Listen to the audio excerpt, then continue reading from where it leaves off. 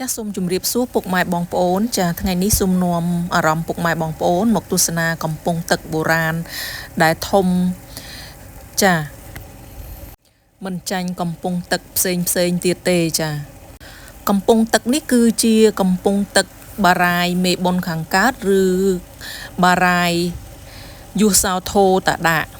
ដែលកសាងឡើងដោយព្រះបាទយសោវរ្ម័នទី1កំពង់ទឹកនេះគឺសាងសង់ឡើងធ្វើជាកន្លែងចុះទូកនិងឡើងទូកសម្រាប់ការធ្វើដំណើររបស់ព្រះមហាក្សត្រនិងអ្នកអមដំណើររបស់ព្រះមហាក្សត្រទៅប្រារព្ធពិធីសាសនានៅកណ្ដាលបារាយចាគឺនៅប្រាសាទមេបុណ្យខាងកើតចាហើយកំពង់ទឹកនេះដែរក៏ទទួលបាននៅការធ្វើកំណាយចាម្ដងរួចទៅហើយកំពង់ទឹកនេះគឺមានរាងជាកាកបាទ កំពង់ទឹកនេះសពថ្ងៃមិនទាន់ទទួលបាននៅការជួសជុលនៅឡើយទេចា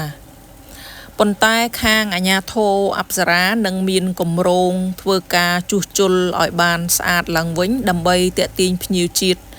និងអន្តរជាតិអញ្ជើញមកទស្សនាចាគម្រោងការជួសជុលកំពង់ទឹកនេះគឺប្រហែលជានៅឆ្នាំ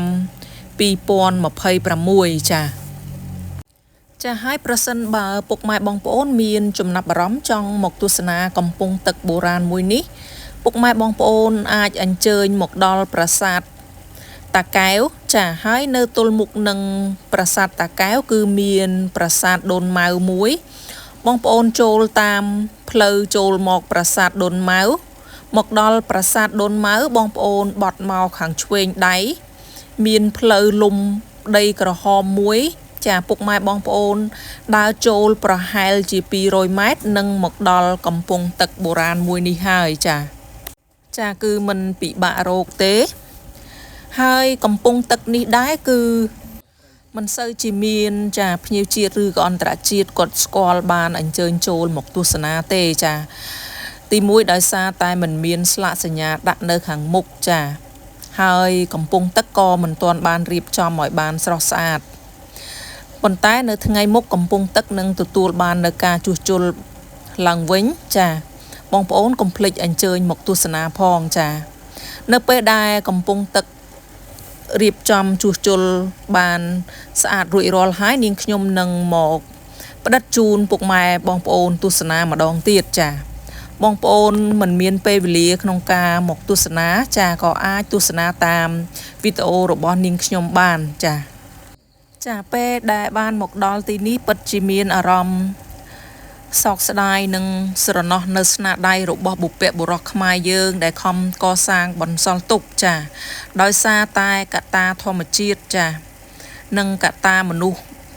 ធ្វើឲ្យទីកន្លែងដ៏អស្ចារ្យរបស់បុព្វបុរសខ្មែរយើងរងការខូចខាតអស់ច្រើនចាមែនទែនចាហើយនៅតំបន់អង្គរនេះគឺមានប្រាសាទបុរាណដែលជាស្នាដៃរបស់បុព្វបុរសខ្មែរយើងតូចធំជាច្រើនមែនទែនពុកម៉ែបងប្អូនចាអញ្ចឹងពុកម៉ែបងប្អូនកុំភ្លេចអញ្ជើញមកទស្សនាផងចាអរគុណពេលនេះនាងខ្ញុំក៏សូមជម្រាបលា